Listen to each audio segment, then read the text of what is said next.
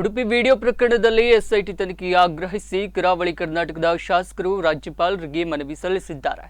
ಕರ್ನಾಟಕ ರಾಜ್ಯಪಾಲ ತಾವರ್ಚಂದ್ ಗೆಹ್ಲೋಟ್ ಅವರನ್ನ ಭೇಟಿ ಮಾಡಿ ಉಡುಪಿ ಕಾಲೇಜು ಬಾಲಕಿಯರ ವಾಶ್ರೂಮ್ ವಿಡಿಯೋ ಪ್ರಕರಣದ ತನಿಖೆಯನ್ನ ಎಸ್ಐಟಿಗೆ ಒಪ್ಪಿಸುವಂತೆ ಮನವಿ ಸಲ್ಲಿಸಿದ್ದು, ಬಿಜೆಪಿ ಎಂಎಲ್ಸಿ ಕೋಟ ಶ್ರೀನಿವಾಸ್ ಪೂಜಾರಿ ನೇತೃತ್ವದಲ್ಲಿ ಉಡುಪಿ ಶಾಸಕ ಯಶ್ಪಾಲ್ ಸುವರ್ಣ, ಸುರತ್ಕಲ್ ಶಾಸಕ ಭರತ್ ಶೆಟ್ಟಿ, ಕಾಪು ಶಾಸಕ ಗುರ್ಮಿ ಸುರೇಶ್ ಶೆಟ್ಟಿ, ಬೈಂದೂರು ಶಾಸಕ ಗುರುರಾಜ್ ಗಂಟಿಹೊಳೆ, ಕುಂದಾಪುರ ಶಾಸಕ ಕಿರಣ್ ಕುಮಾರ್ ಕೊಡ್ಗಿ, ಬಂಟ್ವಾಳ ಶಾಸಕ ರಾಜೇಶ್ ನಾಯ್ಕ್, ಮಂಗಳೂರು ನಗರ ದಕ್ಷಿಣ ಶಾಸಕ ವೇದವ್ಯಾಸ್ ಕಾಮತ್ ಮತ್ತು ಸುಳ್ಳಿ ಶಾಸಕಿ ಭಾಗೀರಥಿ ಮುರುಳ್ಳಿಯವರನ್ನ ಒಳಗೊಂಡ ಶಾಸಕರ ತಂಡ ರಾಜ್ಯಪಾಲರಿಗೆ ಮನವಿ ಸಲ್ಲಿಸಿತು.